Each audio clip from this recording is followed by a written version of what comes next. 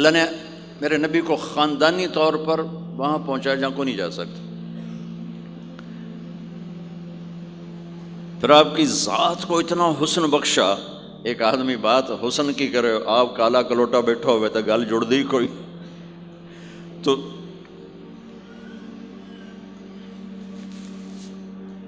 آپ تشریف لے جا رہے تھے ہجرت کر کے، تو راستے میں ایک رابغ ایک جگہ آتی ہے، وہاں بھوک لگی، پیاس لگی، وہ کھانے کا سامان تھا نہیں، تو ایک بڑھیا عورت کا خیمہ دیکھا.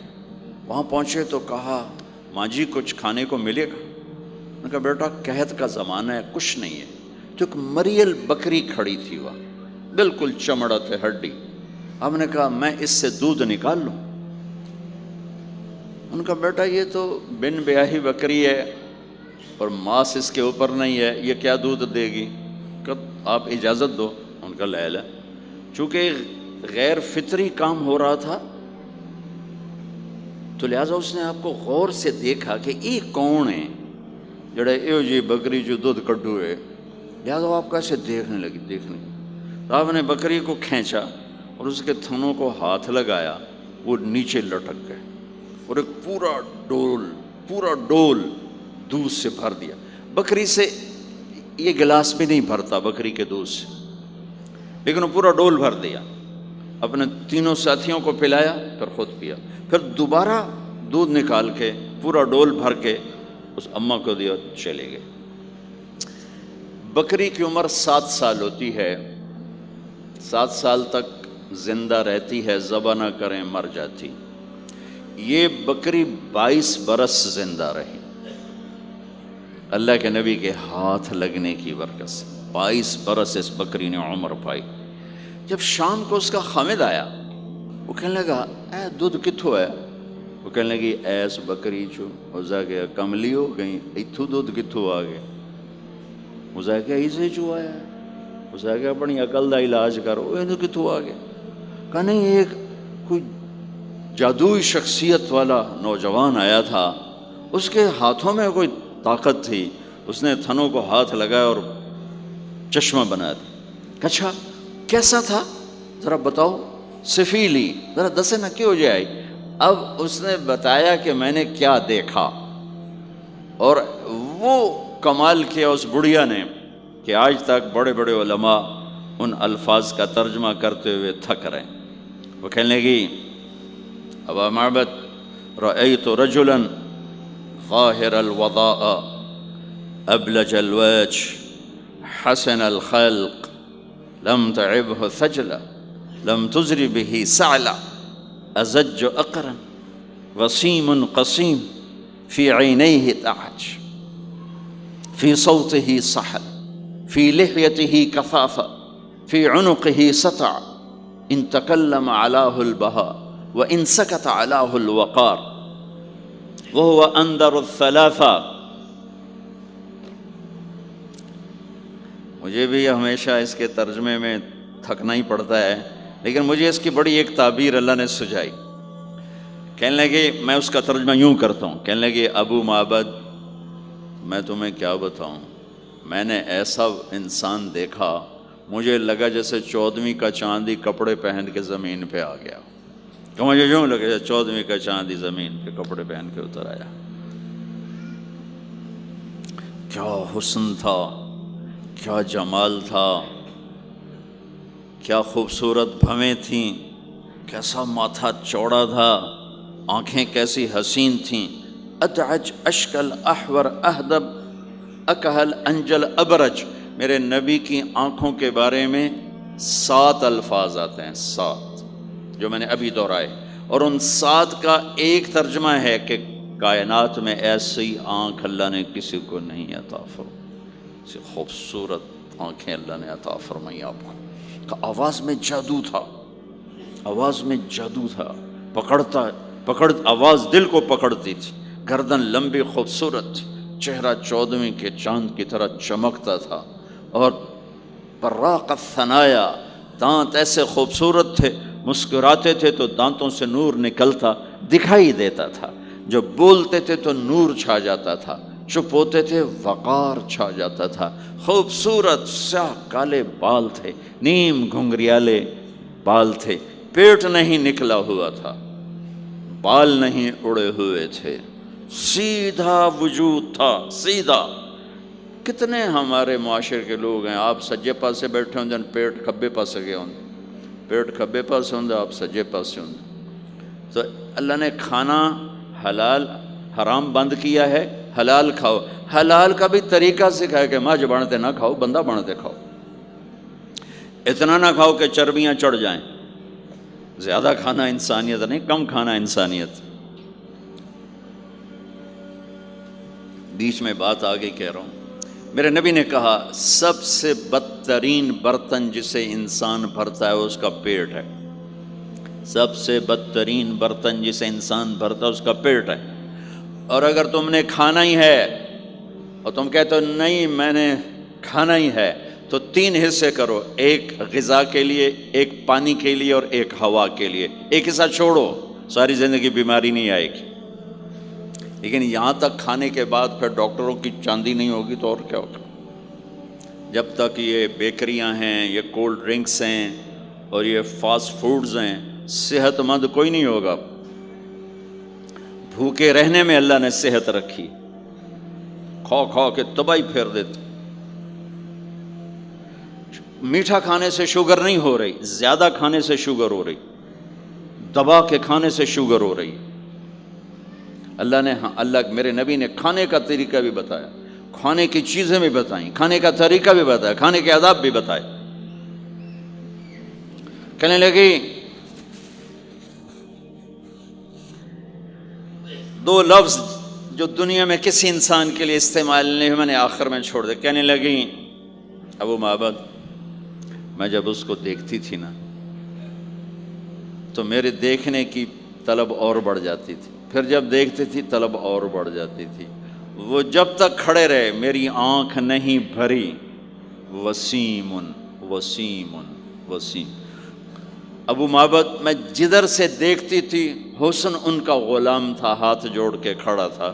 قسیم قسیم قسیم اسے کہتے ہیں جس کو چاروں طرف سے حسن و جمال نے گھیرا ہوا ہو، اور وسیم اسے کہتے ہیں جس کو دیکھ کے نہ دل بھرے نہ آنکھ بھرے۔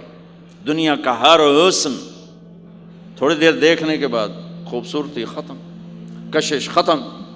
ایک ہستی کائنات میں آئی ہے میرے اور آپ کا نبی، جن کو جتنا دیکھا جاتا تھا دیکھنے کا شوق بڑھتا تھا۔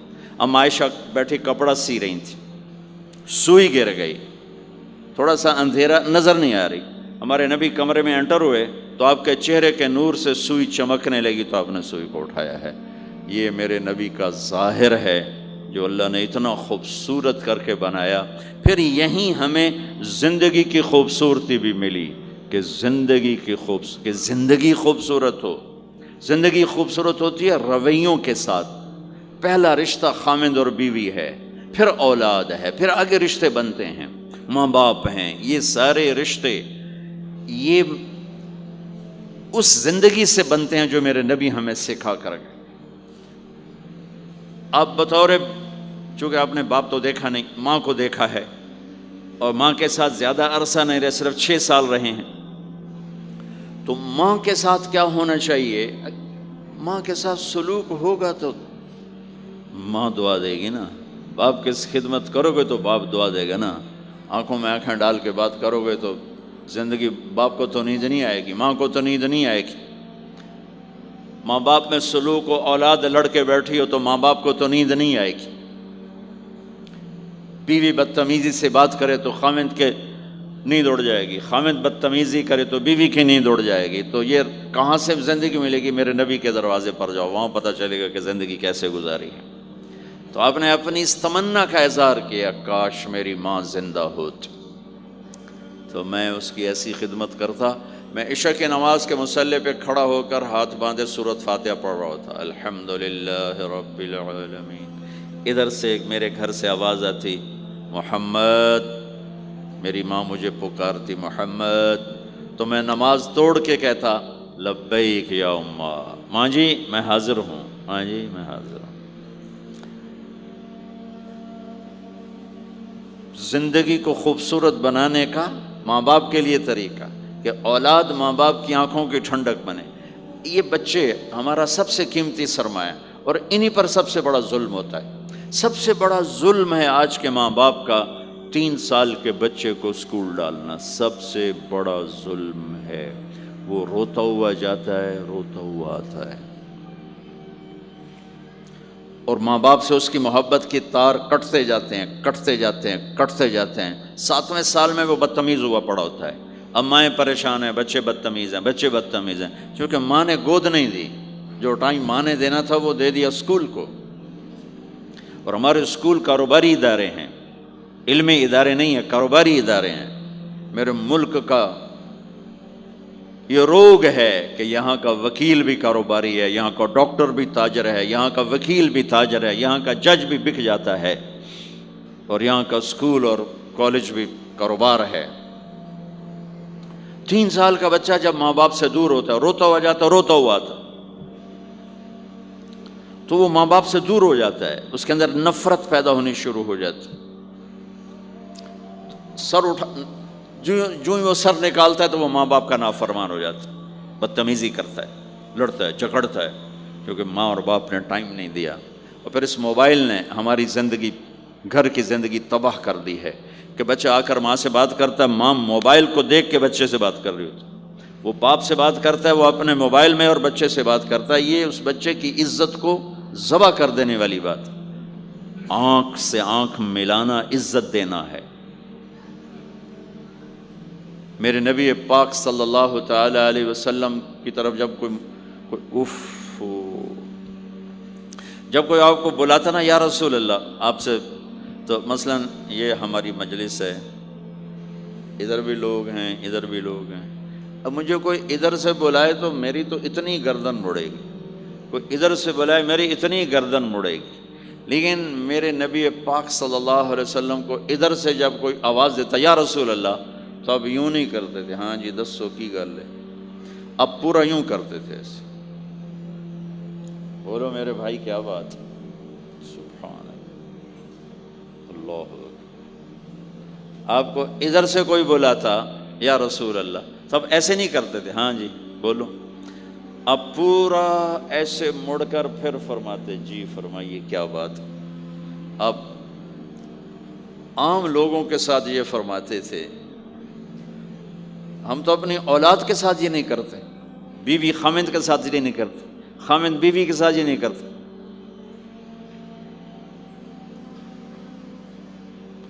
تو وہ ایک گیپ پیدا ہو جاتا ہے، ایک فاصلہ پیدا ہو جاتا ہے.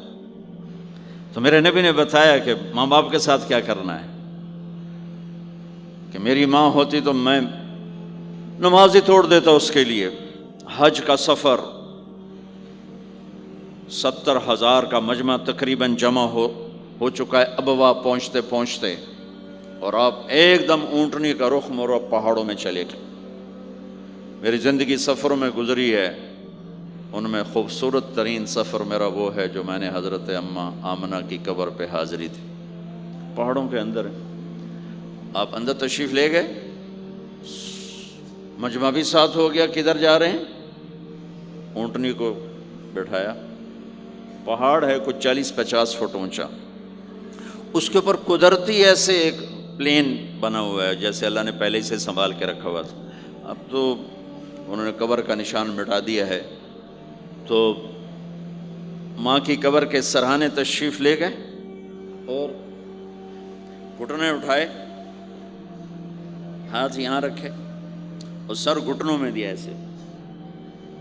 یہ پوزیشن ہے چھوٹے بچے کے رونے کی. جب وہ رونا چاہتا ہے تو پھر اپنے پاؤں اٹھا کر یوں کر دیتے. پھر اس کے بعد آپ ایک معصوم بچے کی طرح روئے، اور اتنا روئے کہ آپ کی ساری داڑھی آنسوں سے تر ہو گیا، آپ کا احرام تر ہو گیا، اور اپریل کی دھوپ تھی. اور آپ نے فرمایا میں آج رات یہیں قیام کروں گا. میں وہاں گیا ہوں، وہاں 2 آدمی نہیں ٹھہر سکتے. میرے نبی نے کہا میں یہیں ٹھہروں گا. آگے کوئی 6-7 میل دور انتظام تھا حاجیوں کے اس قافلے کے ٹھہرنے کا. کچھ لوگ چلے گئے ہوں گے، لیکن آپ نے وہ رات اپنی ماں کے سرہانے گزاری۔ اور میں جب وہاں پہنچا تو مجھے چونکہ سیرت پڑھی تھی تو مجھے چشم تصور میں وہ نظر آ رہا تھا، حضرت آمنہ کی عمر صرف 25 برس تھی اور ہارٹ اٹیک ہوا اچانک، بولا نہیں جا رہا، اور اللہ کے نبی ماں کو دیکھ کے گھبرا رہے ہیں کہ کیا ہوا، 6 سال کا بچہ پہلی موت دیکھ رہا ہے، وہ بھی ماں کی۔ تو مجھے ہارٹ اٹیک ہوا تو بولا نہیں جاتا، بلا رہے ہیں بولا نہیں جا رہا، آواز نہیں نکل رہی، تو بلا رہے ہیں ام ایمن بھی ساتھ ہے، آواز نہیں نکل رہی، لیکن بجھنے سے پہلے شمع کے جو بھڑکتی ہے 2 لفظ بولے، کل حی میت و کل جدید بال وقد ولدت طہرا۔ میرے بچے، ہر جوانی ڈھلتی ہے اور ہر زندگی موت کا نوالا بنتی ہے، مجھے لگتا ہے میرا وقت آ گیا ہے، لیکن میں ایک ایسے بچے کو چھوڑ کے جا رہی ہوں جو ساری دنیا کو پاک کر دے گا، پاکیزہ چھوڑ کے جا رہے ہیں۔ تو پتھروں میں ہی دبایا، کوئی کھودنے کا تو انتظام ہی نہیں تھا، تو جب پہاڑ سے نیچے اترے تو اللہ کے نبی نے ایک دم ہاتھ چھڑایا، دوڑ لگائی اور پھر پہاڑ پہ چڑھ گئے۔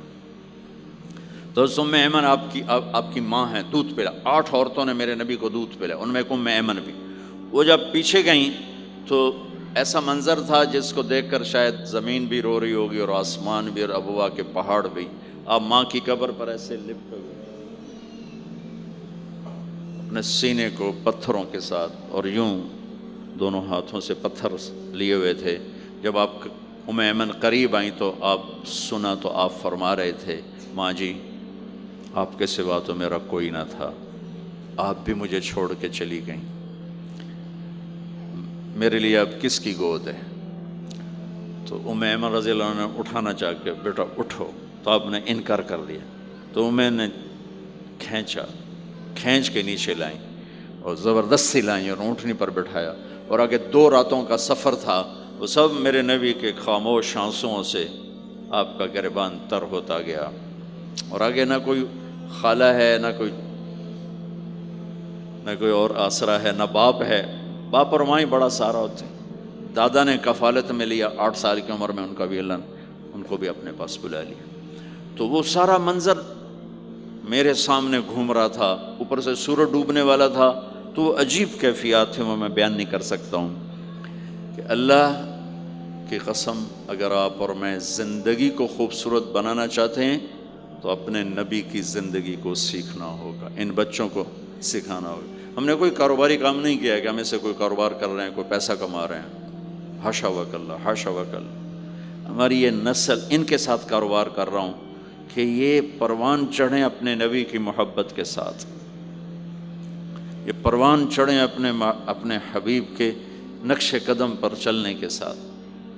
ان کے اندر اللہ اس کے نبی کی محبت، ہر بچے بچی کے اندر اللہ نے اپنے اور اپنے حبیب کی چپ ڈال دی، اس کو نکالا نہیں جا سکتا۔ میں اس کو ایکٹیویٹ کرنا چاہتا ہوں کہ اللہ کرے ان کے جذبے اللہ کے نبی کے ساتھ جڑ جائیں، پھر ماننا آسان ہو جاتا، پھر اطاعت آسان ہو جاتی۔ جب محبت نہیں ہوتی تو اطاعت نہیں آتی۔ تو میرے بھائی بہنوں، زندگی کی خوبصورتی کا تعلق میرے نبی والے خوبصورت اخلاق کے ساتھ۔ پھر آپ نے بیویوں کے ساتھ کیا سلوک کیا؟ 2 مہینے چولہا نہیں جلتا، 2 مہینے کھانے کو کچھ نہیں ملتا، اور ہر بیگم قربان ہے، فدا ہے۔ 2 مہینے جس عورت کے گھر میں چولہا نہ جلے وہ خامند کا کیا حشر کرے گی؟ اور میرے نبی کے گھر میں 2 مہینے چولہا نہیں جل رہا ہے، خود بھی بھوک برداشت کر رہے ہیں، بیگمات بھی بھوک برداشت کر رہے ہیں۔ ایک رات حضرت عائشہ کے ساتھ لیٹے ہوئے تھے ایک ہی چارپائی پر، تو آپ کبھی یوں کروڑ بدلتے، کبھی یوں کروڑ بدلتے، پھر ایک دم آگے بڑھے اور چارپائی کی لکڑی کے اوپر ایسے پیٹ کو ٹیک کر نیچے جھک گئے۔ تو عائشہ اٹھ کے بیٹھ گئے، یا رسول اللہ کیا ہوا؟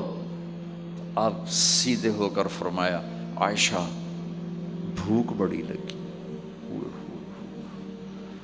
جس کے ہاتھ میں جنت کی چابی ہو، جو میرے نبی کا، میرے اللہ کا محبوب اور حبیب ہو، جس سے پردے ہٹا کر میرا رب کلام کر چکا ہو، جسے قاب قوسین او ادنا کا مقام دے چکا ہو، اور جس سے آگے مقام محمود پر بٹھانے والا ہو، اور جس کی شفاعت سے جنت کا دروازہ کھلنے والا ہو۔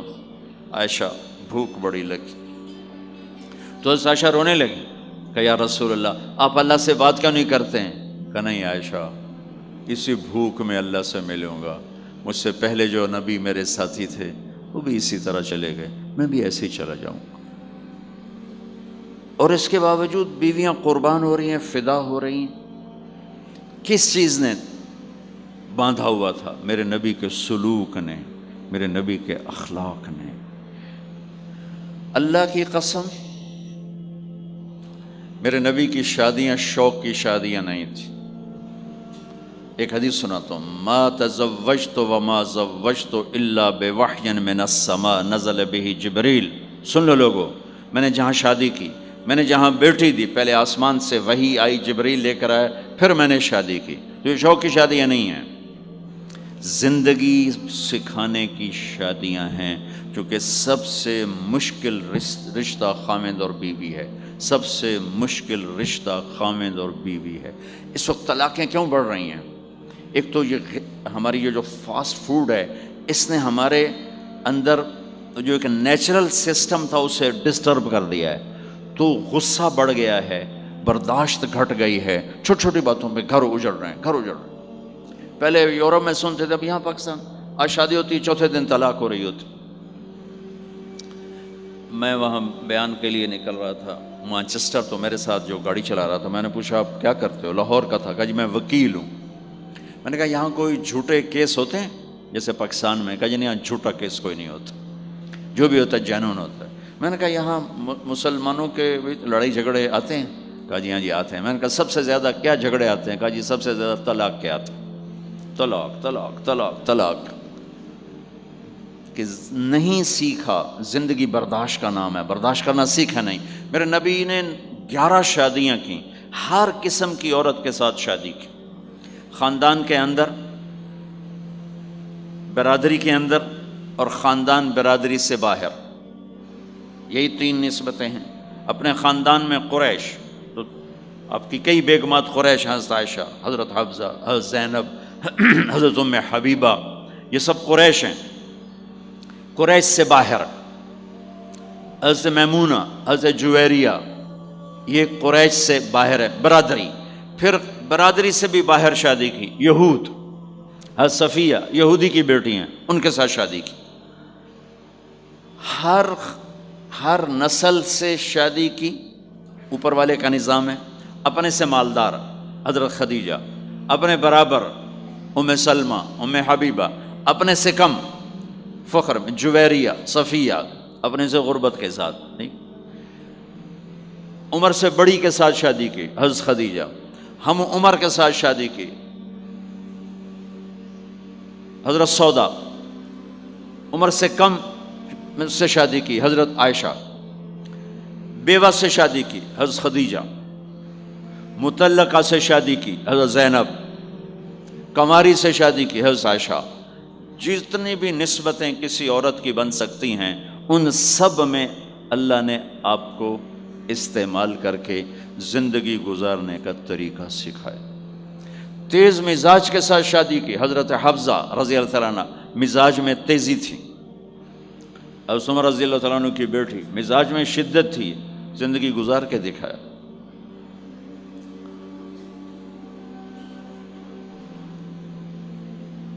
ایک آپ کو حدیث سناتا ہوں، اللہ کی قسم صرف ہمیں سکھانے کے لیے۔ جس ہستی نے اللہ کو آنکھوں سے دیکھ لیا ہو، اس کے لیے عورت کیا چیز ہے، دنیا کیا چیز ہے۔ میرے نبی کا معراج کے بعد دنیا میں واپس آنا سب سے بڑا مجاہدہ اور قربانی ہے۔ جنت میں اللہ ہمیں نصیب کر، جب اللہ کا دیدار ہوگا تو اس کے بعد اللہ کی قسم جنت والوں کو جنت بھول جائے، عورتوں کو خامد بھول جائیں گے، خامدوں کو بیویاں بھول جائیں گی، اور جنت کی ہر نعمت بھول جائے گی، صرف اللہ کو دیکھنے میں گم ہو جائیں گے۔ اور میرے نبی اپنی آنکھوں سے اللہ کو دیکھ کر آئے ہیں، ٹھیک ہو گیا۔ اب ایک حدیث سنو کہ عائشہ مجھے جب سے پتہ چلا ہے نا کہ تو جنت میں میری بیوی ہے، تو میرے لیے تو مرنا ہی آسان ہو گیا ہے۔ اللہ اکبر۔ یا عائش انہ لیہون علی ان اریتک زوجتی فی الجنہ، میرے رب کی قسم ہمیں آپ کو سمجھانے کے لیے، ہمیں آپ کو بتانے، عائشہ مجھے جب سے پتہ چلا ہے نا کہ تو جنت میں میری بیوی ہے، مجھے تو مرنا اچھا لگنے لگا ہے، مجھے تو مرنا اچھا لگنے لگا ہے کہ تو جنت میں میری بیوی ہے۔ سبحان اللہ۔ ادھر اچھا جی جنت بھی یہی لبنی ہے جی، یہ جنت جا کے بھی یہ نال ہی رہنا ہے، یہاں یہ باتیں سننے کو ملتی۔ اور میرا نبی کہہ رہا ہے عائشہ مجھے پتہ چلا ہے کہ تو جنت میں میری بیوی ہے، تو میرے لیے تو مرنا ہی آسان ہو گیا۔ سبحان اللہ، کیا خوبصورت، اللہ کی قسم یہ دلداری تھی۔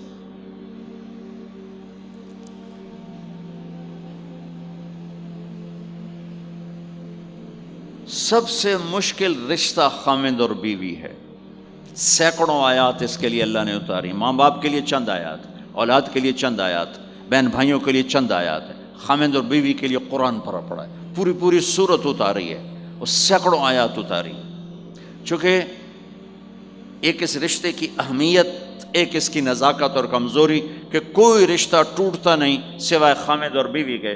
میں ماں کا بیٹا ہوں، باپ کا بیٹا ہوں، اچھا ہوں یا برا ہوں، انہی کا ہوں، میرا نسب میری نافرمانی سے بدل نہیں سکتا، میں اللہ بخش کا بیٹا ہوں، میرا یہ نسب بدل نہیں سکتا، اچھا ہوں یا برا ہوں، اللہ ان کی قبر روشن کرے۔ خامند اور بیوی کا رشتہ ایک بول پہ ٹوٹ جاتا ہے، ایک بول پہ ٹوٹ جاتا ہے، اس لیے اس کو بچانے کے لیے آیات آیات آیات، اور میرے نبی کی شادیاں کہ کس طرح ایک گھر کو لے کے چلتے ہیں، کس طرح ہر مزاج کی عورت کے ساتھ سلوک کرتے ہیں۔ جہاد کا سفر، کاروباری سفر نہیں، میرے نبی کا، اور چلنے لگے، اعلان ہوا کوچ کرو، سب نے سواریاں کس لیں، سامان کس لیا، یوں چلنے کا حکم ہو رہا ہے، اور حضرت عائشہ رضی اللہ نے اپنا یوں دیکھا، اونٹنی پہ بیٹھ گئی تھیں، ہار کوئی نہیں، یا رسول اللہ میرا تو ہار کوئی نہیں، میرا ہار گم ہو گیا ہے، میرا ہار تلاش کریں ہم پھر چلیں گے۔ تو میرے نبی کہتے تو وڈی آئی نواب زادی، میں جہاد تے بہ جانا تینوں ہار دی پائے گی، چل اگو لگ۔ میرے نبی نے کہا چلو بھائی عائشہ کا ہار تلاش کرو۔ اللہ کی قسم میں جب یہ واقعات پڑھتا ہوں یا سناتا ہوں میں خود حیرت میں ڈوبا ہوتا ہوں کہ کیا کر دیا میرے نبی نے، جہاد کا سفر، اور میرے نبی کا ہار تلاش کرو بھائی، اب سارے ہار تلاش کر رہے ہیں۔ کچھ دن چھپ گیا اور ہار کی تلاش تو بند ہو گئی اور سفر بھی بند، چونکہ اندھیرے میں کہاں جائیں گے، اور آپ کے ماتھے پہ شکن، عائشہ تیری وجہ سے ساری مصیبت ہے، اللہ دے بندی تو ہار دے مگر پہ گئی، کیڑی گل اللہ ہار دی، ایک لفظ نہیں فرمایا، سارے قافلے نے قیام کیا۔ عشاء تک تو پانی تھا وضو کا، پانی ختم ہو گیا، عشاء مغرب عشاء پڑی کٹھی تو پانی ختم ہو گیا، اب پانی ختم ہو گیا تو فجر کی نماز آ رہی ہے، پانی کوئی نہیں ہے، تو سارے صحابہ نے ابو بکر پہ چڑھائی کی، اے ویکھے تیری دھی تے مگر ساڑے نال کی بنی، ہن اسی نماز کی میں پڑھنی ہے، پانی تو ہے نہیں تے وضو کی میں کرنا ہے۔ ابو بکر کو غصہ چڑھا، اس ایک دم، وہ تو باپ تھے، وہ گھس گئے خیمے میں، آگے دیکھا تو اللہ کے نبی اما عائشہ کی گود میں سر رکھ کے سوئے ہوئے تھے، اور اماں جی ایسے بیٹھی تھی، آپ کو سارا دیکھ رہی ہوں، اب بولیں تو خطرہ ہے آنکھ کھل جائے گی، اور غصہ بھی چڑھا ہوا ہے، باپ بھی ہیں، تو اب مجھے دیکھو کیا کر رہے تھے۔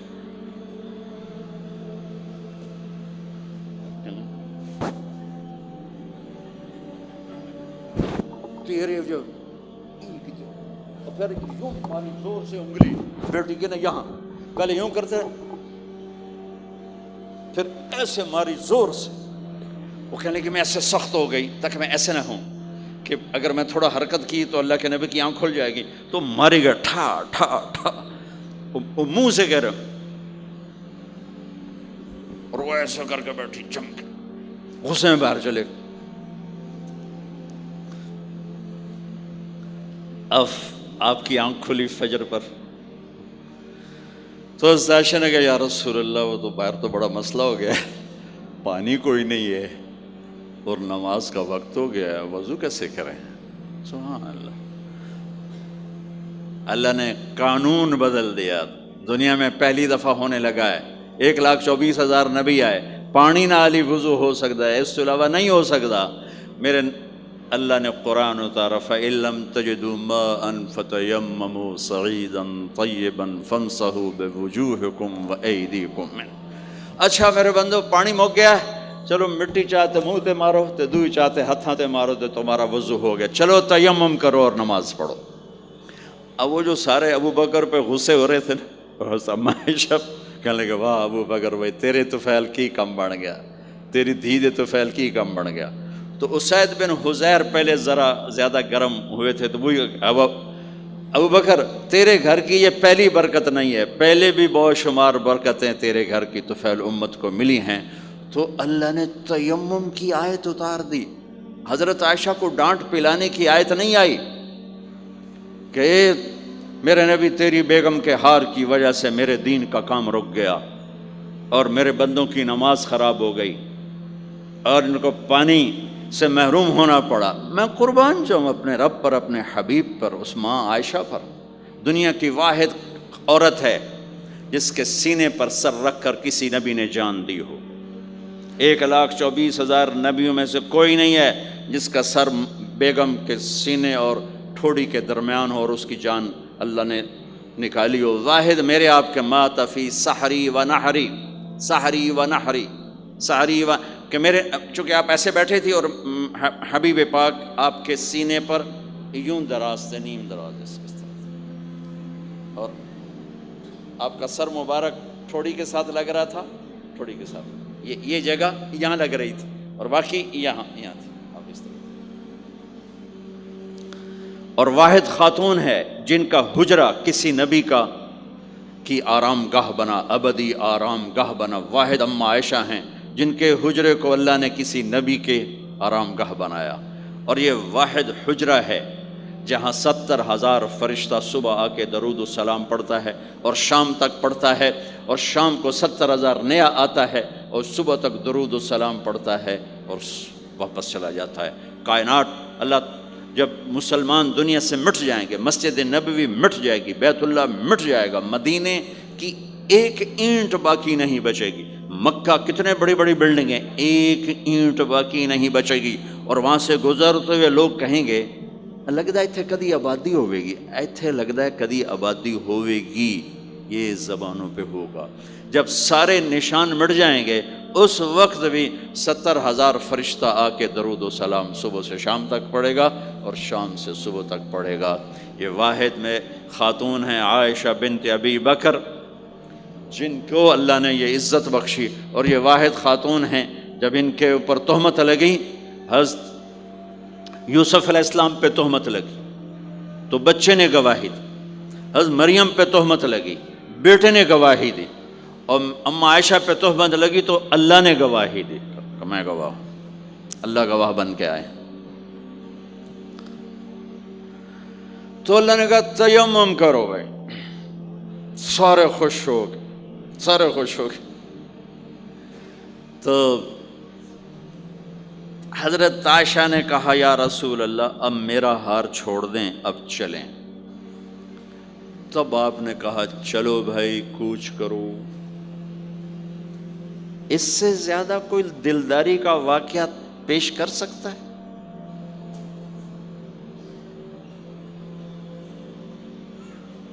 سبحان۔ اور جب اونٹنی کو اٹھایا گیا، وہ ہار کا دھاگا ٹوٹا اور پھسل کے اونٹنی کے نیچے چلا گیا، وہ سارے کھبے سجے ویندے رہ گئے، ہار نیچے پڑا تھا۔ جب اونٹنی کو اٹھایا تو ہار نیچے سے نکلا، تو صاحب نے کہا لے بھی عائشہ اے تیرا ہار بھی لب گیا۔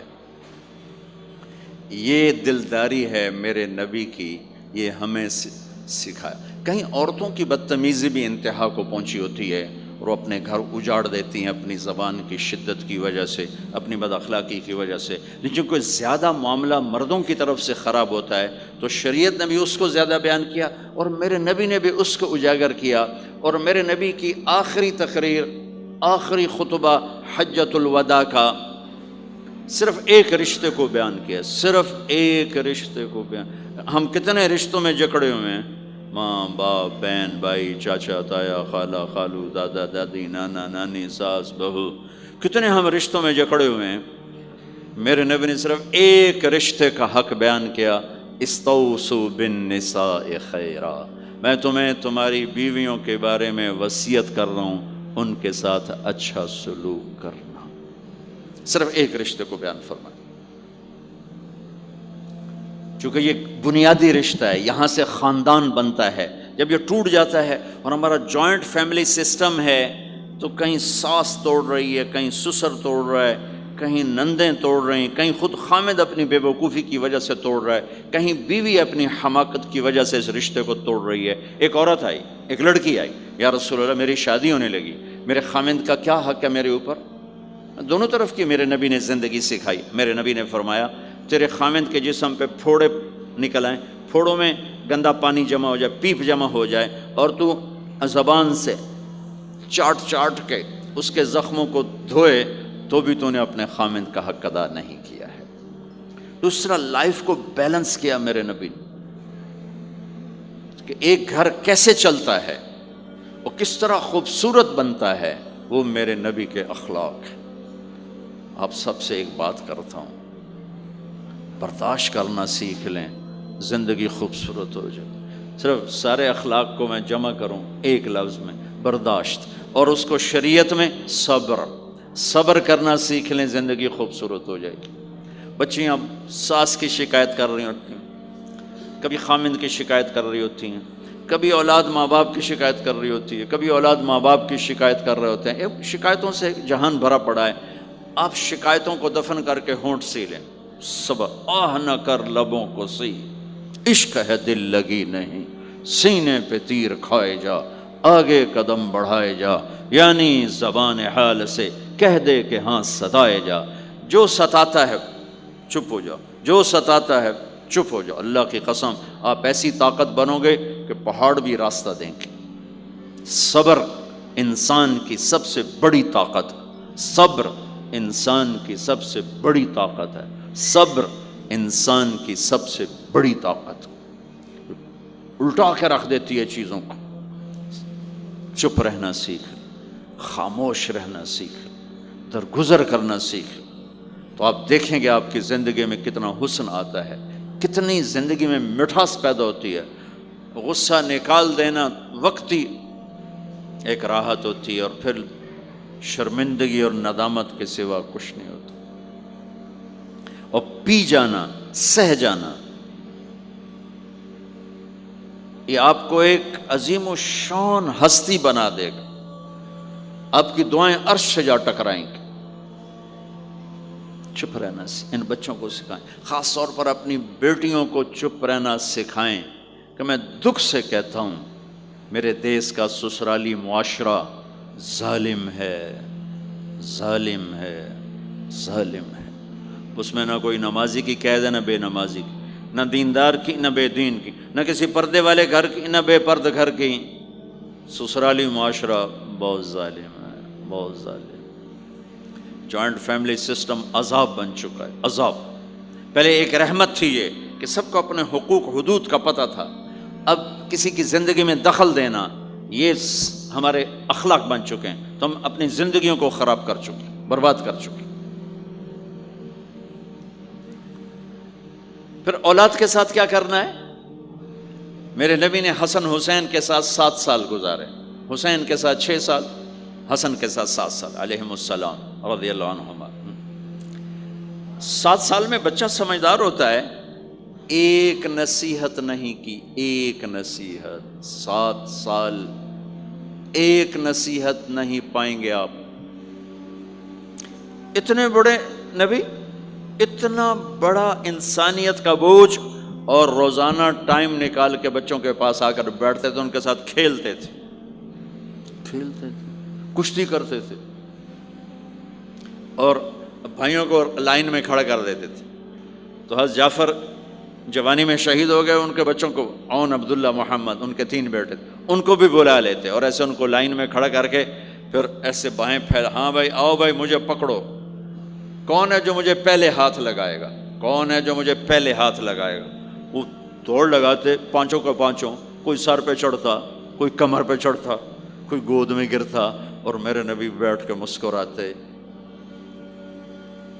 ایک مجھے بات یاد ہے، صرف ایک یاد، کہ حضرت امام حسن رضی اللہ تعالیٰ عنہ علیہ السلام، انہوں نے صدقے کی کھجور اٹھائی اور منہ میں ڈال لی۔ صدقے کا آیا تھا مال، تو ایک کھجور اٹھا کے منہ میں، تو ہم کہا بخ بخ بخ، تو آپ نے منہ میں نا انگلی ڈال کے کھجور نکال لی کہ بیٹا ہمارے گھر پہ صدقہ جائز نہیں ہے، اس کو پھینک دو۔ بس یہ ایک بات مجھے اپنے نبی کی زندگی میں ملتی ہے۔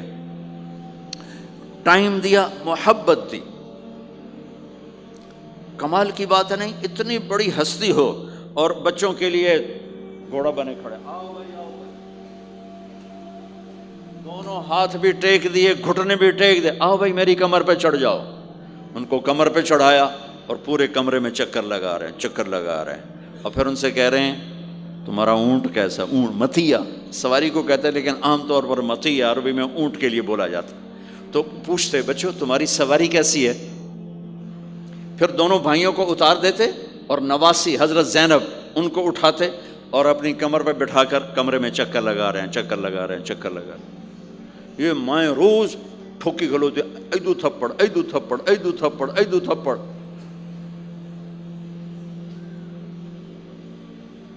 ساری مائیں سکول ماسٹر بنی ہوئی ہیں، بس ٹھوکی جاؤ، ڈنڈے ماری جاؤ، بس ایسی بے وقوف ہیں کہ جتنی محنت یہ کھانے پر کرتے، اپنے کپڑے کو سجانے پر کرتے، اس کا 100واں حصہ بچوں پہ کریں، ان کے بچے جنید بغدادی بن جائیں۔ ایک سکول کے حوالے کیا 3 سال کی عمر، پھر ٹیوٹر کے آتے، ٹیوٹر کے حوالے، اکیڈمیوں کے حوالے، پوچھو تو پوتر ان کے روبوٹ ان کدی یہیں بھجے جاندے، ان کدی یہیں بھجے جاندے، ان کدی یہیں بھجے جاندے۔ اے آیا ہے کہ بی آیا ہے؟ اے بی سانو آپ برباد کیتا ہے۔ آہا، اور سنو، چلو یہ تو گھر کی بات ہے نا۔ ایک دفعہ حسن حسین کی کشتی کرواتے تھے، آؤ بھائی کشتی کرو بھائی۔ ایک دن کا واقعہ نہیں، یہ آئے دن کا واقعہ ہے، لیکن ایک واقعہ کہ حسن حسین کی کشتی ہو رہی۔ حسین چھوٹے تھے، حسن بڑے تھے، تو حسن دبا رہے ہوں گے حسین کو، تو آپ حضرت حسین کو شاباش شاباش حسین، ای ہے حسین، ای حسین، یعنی حسین زور لا، حسین زور لا، شاباش شاباش۔ اماں بول پڑی، فاطمہ جنت کی سردار، یا رسول اللہ آپ ساری شاباش حسین کو دیے جا رہے ہیں، حسن کو نہیں دے رہے۔ ہم نے کہا فاطمہ یہ جبریل میرے پاس کھڑا ہوا ہے، یہ بھی حسین کو شاباش دے رہا ہے، تو اس کے پیچھے میں بھی حسین کو شاباش دے رہا ہوں۔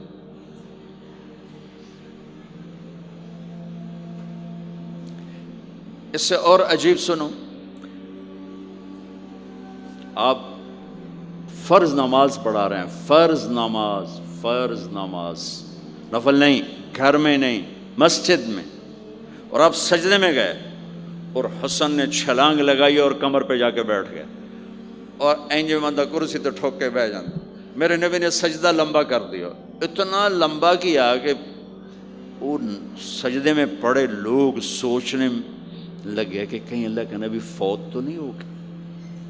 تو جو سامنے والی صف تھی انہوں نے یوں کر کے دیکھا، پچھلوں کو تو نظر نہیں آنا، انہوں نے اینج کر کے دیکھا تو دیکھا تو حسن سجدے اوپر چڑھے ہوئے۔ تو ایک صحابی جو قریب تھے انہوں نے ایسے ہاتھ آگے بڑھایا اتارنے کے لیے، تو میرے نبی نے بغلوں سے دیکھا کہ ایک ہاتھ آگے آ رہا ہے، تو آپ نے سجدے میں یوں کیا، میرے بچے کو کچھ نہ کہو، جب تک حسن نہیں اترے آپ سجدے میں پڑے رہے۔ اور ایک اور تماشا ہوتا تھا، چونکہ اب نماز لمبی پڑھاتے تھے، لمبی ہوتی تھی نماز، تو آپ ذرا پاؤں کا فاصلہ ہے تو حسن ادھر بیٹھتے، حسین ادھر بیٹھتے، نماز میں میرے رب کی قسم سنا رہا ہوں۔ اب یہ دونوں کی آپس میں نا وہ شروع ہو جاتی، وہ ادھر وہ ادھر، پہلے حسن پار کرتے تو حسین ادھر آ جاتے، پھر حسین ادھر جاتے تو حسن یوں آ جاتے۔ پورے قیام میں یہ دونوں بھائی یوں یوں کرتے رہتے تھے، یوں، وہ ادھر وہ ادھر، وہ ادھر وہ ادھر، سبحان اللہ، نماز ہو رہی۔ اس سے عجیب سنو، آپ نے اپنی بیٹی حضرت زینب آپ کی بڑی بیٹی زینب، ان کی بیٹی امامہ کو ظہر یا عصر کی نماز پڑھا رہے ہیں، کہاں بٹھایا ہوا ہے؟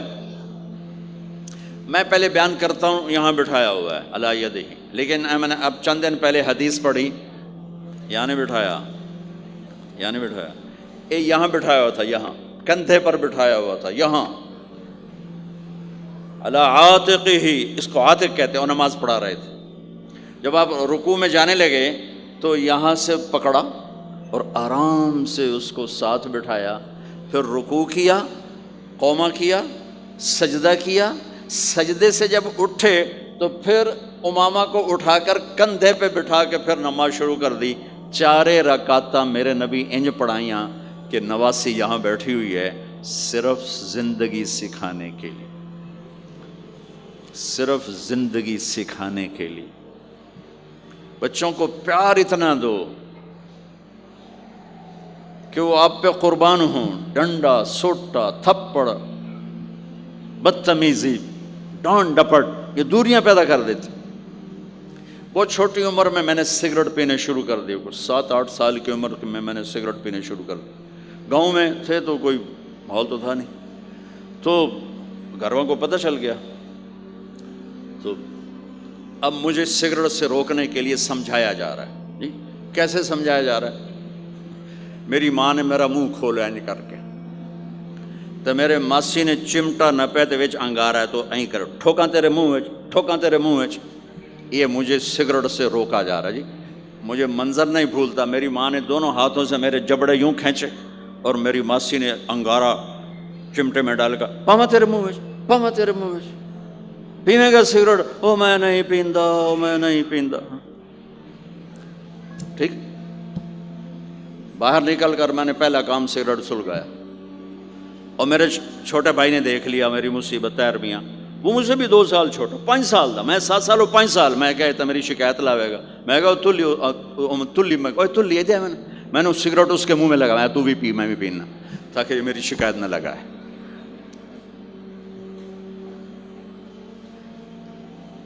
تو آج کے ماں باپ بڑے جاہل ہیں، ہم بڑے ایجوکیٹڈ ہیں، میں کہتا ہوں انتہائی جاہل ہیں، جنہیں بچے کو لے کے چلنا نہیں آتا، جنہیں رشتوں کی قدر نہیں، انہوں نے خاک پڑا ہے، کاغذ کی ڈگریوں کو علم بنا کے پھرتے ہیں، جسے میرے نبی کی زندگی کا پتہ نہیں، اللہ کی قسم جانور سے بدتر ہے،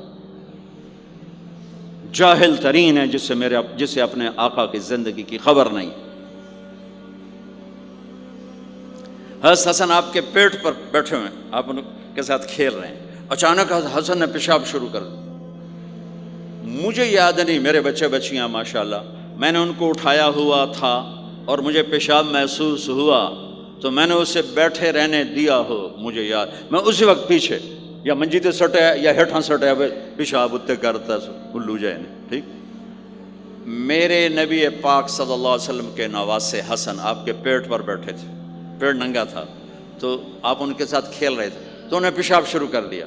میرے نبی ایسے بے حس و حرکت ہو کہ کہیں بچے میری حرکت سے بچے کا پیشاب نہ رک جائے، تو آپ ایسے ہو گئے، تو پورا پیشاب کیا اور آپ ہلے نہیں۔ جب وہ پیشاب سے فارغ ہوئے پھر آپ اٹھے اور بچے کو الگ بٹھا کر اپنے جسم پہ پانی ڈال کے اپنے آپ کو صاف کر کے تو آگے دوبارہ ان کے ساتھ کھیلنا شروع کر دیا کہ میں آپ کو اپنی نبی کی وہ زندگی بتا رہا ہوں جس کو اپنانے سے میری زندگی بھی خوبصورت ہو جائے گی، آپ کی بھی۔ ہم فخر سے کہتے ہیں ہمارے نبی نے چاند کے 2 ٹکڑے کر دیے، معراج پہ آسمان چیر کے چلے گئے، یہ بہت بڑے معجزات ہیں، لیکن میرے نبی کا سب سے بڑا معجزہ ہے کہ ہمیں ایک خوبصورت زندگی سکھا کر گئے۔ آپ کے اخلاق، میرے نبی کے اخلاق میرے نبی کا سب سے بڑا معجزہ ہے۔ حسن کو آگے بٹھایا ہوا تھا رضی اللہ عنہ علیہم السلام، تو ان کو ایسے زبان دکھاتے، حسن کو تھا تو حسن اس کو پکڑنے کی کوشش کرتے، جب ایسے ہاتھ مارتے تو آپ زبان منہ میں کرتے، اچھا وہ ہنس پڑتے، بچہ ہنس پڑتا، تو پھر اس کے بعد آپ یوں کرتے، تو پھر حسن آگے ہاتھ مارتے، پھر آپ زبان منہ میں کر لیتے، پھر وہ کرتے ہنستے، پھر آپ چپ ہو جاتے۔ کتنی دیر آپ حسن کے ساتھ یہ کھیل کھیلتے رہے۔ آپ گلی میں گزر رہے ہیں، بچے کھیل رہے تھے، بچوں میں حسین کھیل رہے تھے، تو آپ نے کہا پکڑو بھائی حسین کو، پکڑو بھائی، تو وہ آگے بھاگے، تو آپ پیچھے جان بوجھ کے جیسے ہم کرتے ہیں وجعل الصبی یلعب ہا ہونا وہا ہونا، جب وہ ادھر جاتے تو آپ آگے ہو جاتے، وہ ادھر آتے آپ ادھر ہو جاتے، پوری گلی یہ تماشا دیکھ رہی ہے، اور حسن کبھی حسین کبھی آگے بھاگ رہے کبھی پیچھے بھاگ رہے، اور آپ جان بوجھ کے اس کو پکڑ نہیں رہے، ہاں اب پکڑو بھائی پکڑو بھائی پکڑو بھائی، اور وہ بڑے ہنس رہے ہیں کہ آج میرا نانا تو میں نے نپ ہی نہیں سکتا۔ تو یہ تھوڑی دیر جب یہ کھیل چلتا رہا، پھر آپ نے ان کو کہا یہ پکڑ لیا اور اٹھایا اور ہونٹ چومے اور ماتھا چوما، کہ حسین مجھ سے ہے میں حسین سے، حسین مجھ سے ہے میں حسین سے۔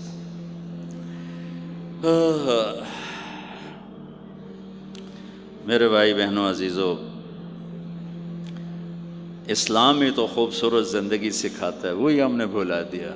کپڑے کیسے ہوں، ٹائی کیسی ہو، کوٹ کیسا ہو، گاڑی کیسی ہو، کھانا کیسا ہو، لباس کیسا ہو، سواری کیسی ہو، گھر کیسا ہو، ڈرائنگ روم کیسا ہو، میچنگ کیسے ہو، بھلا اس کو زندگی تھوڑا ہی کہتے ہیں۔ تو آپ سب سے کہتا ہوں کہ اپنے نبی کی زندگی اور سیرت کو پڑھیں، اس کو سیکھیں۔ یہ تبلیغ کا کام ایک عملی محنت ہے، سیکھنے۔ ان بچوں پر محنت کر رہے ہیں کہ اللہ کرے یہ پروان چڑھے تو ان کے اندر اللہ اس کے رسول کا پیار ہو، تو پھر یہ خود ہی چلنا شروع کریں گے۔ یہ میں نے سیرت کی چند جھلکیاں، چونکہ آپ پوری فیملیز بیٹھی ہوئی ہیں، اور فیملیز کے رشتوں میں ماں کا رشتہ، باپ کا رشتہ، بیوی کا رشتہ، خاوند کا رشتہ، اولاد کا رشتہ، یہ چند بڑے رشتے ہیں، اسی کو میں نے آپ کے سامنے پیش کر دیا ہے کہ اس کو سیکھنا پڑتا ہے، اس کے لیے اپنے ذات سے لڑنا پڑتا ہے، تب جا کر زندگی میں حسن اور کمال پیدا ہوتا ہے۔ میری بات یاد رکھیے گا، کبھی زندگی کو خوبصورتی چیزوں سے نہیں ملتی، زندگی کی خوبصورتی میرے نبی والے پیارے اخلاق کے ساتھ۔ جس کو یہ مل گئے اس کے گھر میں 14ویں کا چاند ہر وقت چمکے گا، اور نصف النہار کا سورج ہر وقت چمکے گا۔ جس کے اخلاق بگڑ گئے ان کی دن بھی رات بن جائیں گے اور رات بھی رات بن جائے گی۔ اللہ اس نسل کو آپ کی آنکھوں اور ہماری آنکھوں کی ٹھنڈک بنائے، اور ایسے ہماری اس محنت کو قبول فرمائے۔